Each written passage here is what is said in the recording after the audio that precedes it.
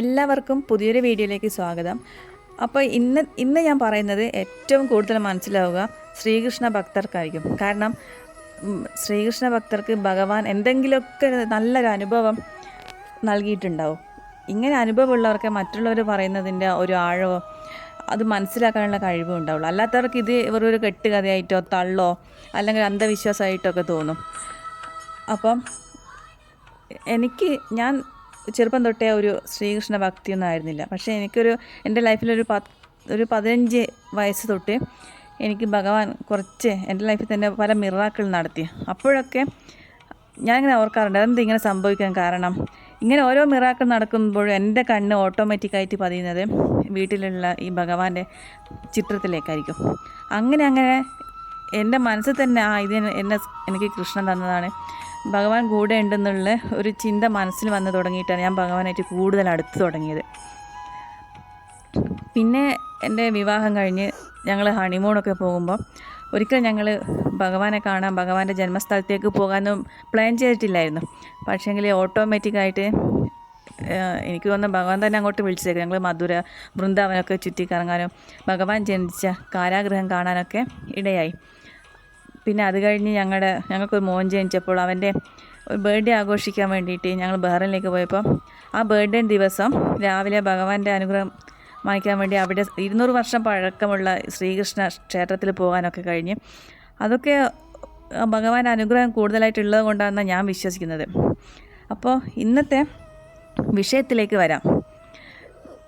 ഞങ്ങൾ പുതുതായിട്ടൊരു വീട് പണിയാൻ ആലോചിച്ചിരുന്നു വെച്ചാൽ എല്ലാം പെട്ടെന്നായിരുന്നു. ആ ഒരു കൊറോണ ടൈമിൽ പെട്ടെന്ന് നമുക്കൊരു വീട് പണിയാൻ ഒന്നും പ്ലാൻ ചെയ്തിട്ടില്ലായിരുന്നു. അപ്പോൾ ഹസ്ബൻഡ് വിദേശത്തും ഞാൻ നാട്ടിലും ആയതിനാൽ ഹസ്ബൻഡ് എന്നെയായിരുന്നു ഏൽപ്പിച്ചത്.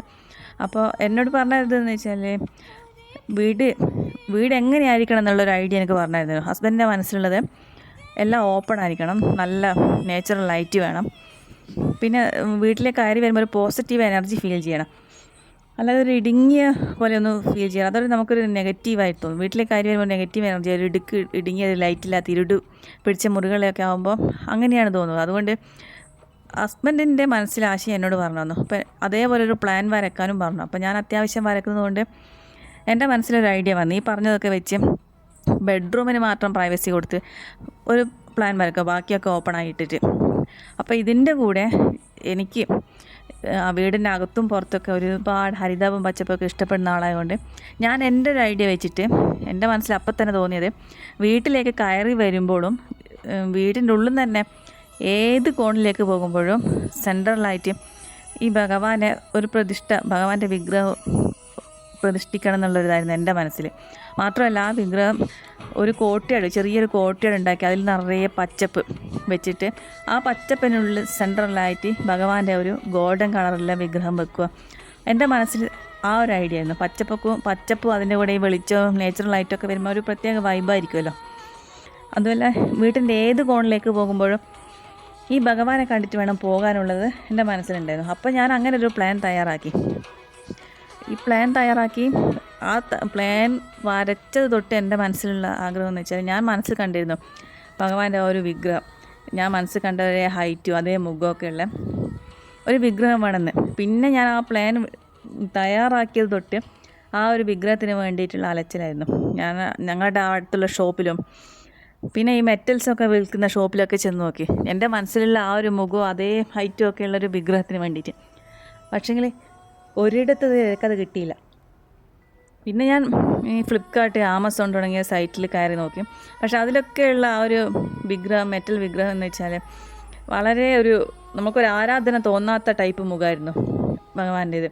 അതൊരു ശരിയില്ല, നമുക്ക് കാണുമ്പോൾ തന്നെ ഒരു ശരിയില്ലാത്തൊരു ടൈപ്പ് മുഖമൊക്കെ ആയതുകൊണ്ട് എനിക്ക് വിഗ്രഹം ഞാൻ എവിടെയൊക്കെ പോയി അന്വേഷിച്ചിട്ട് ഞാൻ മനസ്സിൽ കണ്ടൊരു കിട്ടിയില്ല. എനിക്കാണത് ഭയങ്കര നിരാശ. എൻ്റെ സ്വഭാവം വെച്ച് മനസ്സിലൊരു കാര്യം ഉറപ്പിച്ചാൽ പിന്നെ അത് കിട്ടും വരെ ഒരു സമാധാനം ഉണ്ടാവില്ല.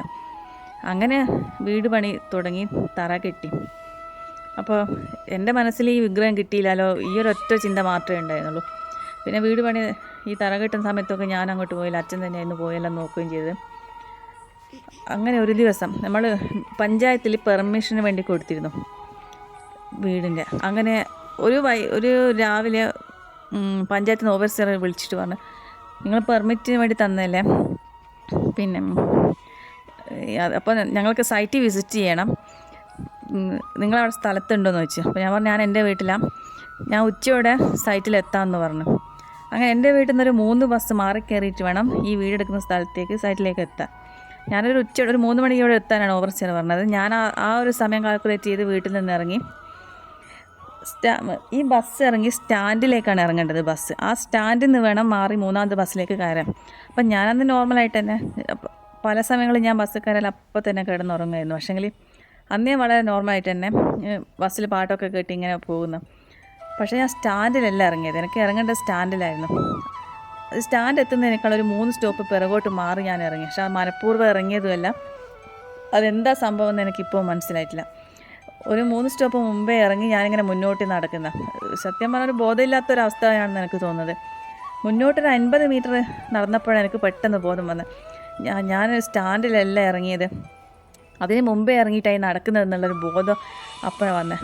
അപ്പോൾ തന്നെ ഞാൻ തിരിച്ച് ആ ഇറങ്ങിയ സ്റ്റോപ്പിലേക്ക് തന്നെ തിരിച്ച് നടക്കാൻ തുടങ്ങുമ്പോൾ എൻ്റെ റോഡിന് നേരെ ഓപ്പോസിറ്റായിട്ട് ഒരു പയ്യൻ എന്ന് വെച്ചാൽ കാണുമ്പോൾ ഒരു 18 ഏജ് ഒക്കെ തോന്നിക്കുന്ന ഒരു പയ്യൻ ഈ പ്ലാസ്റ്റർ ഓഫ് പാരീസ് കൊണ്ടുള്ള പല കരകൗശല ശില്പങ്ങളൊക്കെ നിൽക്കുന്നു. അതിൽ ഒരു സൈഡിലായിട്ട് ശ്രീകൃഷ്ണ ഭഗവാന്റെ ഒരു നീല കളറും പിന്നെ വെള്ള കളറൊക്കെയുള്ള വിഗ്രഹങ്ങൾ, അവൻ്റെ മുന്നിലായിട്ട് റോഡിന് തൊട്ടടുത്തായിട്ട് ഞാൻ മനസ്സിൽ കണ്ട അതേ വിഗ്രഹം ഇങ്ങനെ ഇരിക്കുന്നു. പിന്നെ ഞാനൊന്നും നോക്കിയില്ല. റോഡ് ക്രോസ് ചെയ്യുമ്പോൾ വണ്ടിയുണ്ടോ, ലെഫ്റ്റിൽ നിന്ന് റൈറ്റിൽ നിന്ന് വണ്ടി വരുന്നുണ്ടോ എന്ന് പോലും നോക്കാതെ ഞാൻ ഒരൊറ്റ ക്രോസ് ചെയ്ത് ആ വിഗ്രഹം എടുക്കൽ ഒരുമിച്ചായിരുന്നു. കാരണം അവിടെ വേറെയും കുറേ ആൾക്കാരുണ്ടായിരുന്നു ഓരോന്നും വില പേശാൻ വേണ്ടിയിട്ട്. അപ്പോൾ അവരാരും എടുക്കുന്ന മുന്നിട്ട് എനിക്ക് കിട്ടണം എന്നുള്ള ഒരൊറ്റ ഉദ്ദേശത്തോടെയാണ് ഞാനിത്ര സ്പീഡാക്കി അതിന് എടുത്തത്. അപ്പോൾ പ്ലാസ്റ്റർ ഓഫ് പാരീസിലുള്ള ഒരു വിഗ്രഹം എന്നിട്ട് ഞാൻ ആ പയ്യനോട് റേറ്റ് വെച്ചപ്പോൾ അവൻ 150 രൂപയാണെന്നും പറഞ്ഞു. ഞാനത് ആ രൂപയും കൊടുത്ത് അത് വാങ്ങിച്ച് പിന്നെ ബസ് കയറിയിട്ട് ഞങ്ങൾ വീടെടുക്കുന്ന സൈറ്റിലേക്ക് പോയി. അപ്പോൾ സൈറ്റിലേക്ക് പോയിട്ട് എനിക്കറിയാമല്ലോ അവിടെ എവിടെ കോട്ടിയാട് എവിടെ ഉണ്ടാകും, ഭഗവാൻ അവിടെ വെക്കണം. എന്നിട്ട് ഞാൻ ആ സൈറ്റിലേക്ക് കൊണ്ടുപോയിട്ട് ഈ ഭഗവാനെ അവിടെ വെച്ചിട്ട് ഞാനിങ്ങനെ മനസ്സിൽ പറയായിരുന്നു, ഇനി കൃഷ്ണൻ ഇനി ഇന്നും ഈ വീടുള്ള കാലത്തോളം ഭഗവാൻ ഇവിടെ തന്നെ ഉണ്ടാകും എന്നുള്ള മനസ്സിൽ ഞാനിങ്ങനെ ഓർത്തിരുന്നു. അപ്പോൾ എന്നെ സംബന്ധിച്ച് ഈ ഒരു വിഗ്രഹം കിട്ടിയത്, ഞാൻ മനസ്സിൽ കണ്ട അതേ ഒരു വിഗ്രഹം കിട്ടിയത് എനിക്ക് ഭയങ്കര അത്ഭുതമായിരുന്നു. പിന്നെ വീട് പണി കഴിഞ്ഞ് ഞങ്ങൾ ഹൗസ് വാമിങ്ങിൻ്റെ അന്ന് ഞാൻ ആദ്യം മനസ്സിൽ വിചാരിച്ച കാര്യമാണ് ഹൗസ് വാമിങ്ങിന് പാല് കാച്ചിട്ട് ഫസ്റ്റ് കൊടുക്കേണ്ട ഭഗവാനായിരിക്കണമെന്ന്. ഞാൻ പാല് കാച്ചി ഭഗവാന്റെ ചുണ്ടിൽ ഫസ്റ്റ് കൊടുത്ത് അന്ന് വൈകുന്നേരം ഞാൻ വിളക്ക് കത്തിക്കുമ്പോൾ വിളക്കിൽ നിന്ന് നീല പ്രകാശം ഇങ്ങനെ വരുന്നു. അത് കണ്ടപ്പോൾ സത്യം പറഞ്ഞാൽ ഞാനും മോനും ഞങ്ങൾ രണ്ടാൾ ഞെട്ടിപ്പോയി. അപ്പോൾ തന്നെ ക്യാമറ എടുത്ത് ആ ഫോട്ടോ ഞാനിപ്പോൾ ഇതിനോടൊപ്പം എടുക്കുന്നുണ്ട്. കാരണം ഭഗവാന്റെ സാന്നിധ്യം പല തരത്തിലൂടെ ഭക്തരെ അറിയിക്കുമെന്ന് പറഞ്ഞത് ഞാനതാ വിശ്വസിക്കുന്നത്. കാരണം അത് ഭഗവാൻ തന്നെയാണ് ഈ നീല വെളിച്ചം ഇവിടെ ഭഗവാന്റെ സാന്നിധ്യം ഉണ്ടെന്ന് എന്നെ അറിയിച്ചതായിരിക്കും ഞാൻ ഇപ്പോഴും വിശ്വസിക്കുന്നു.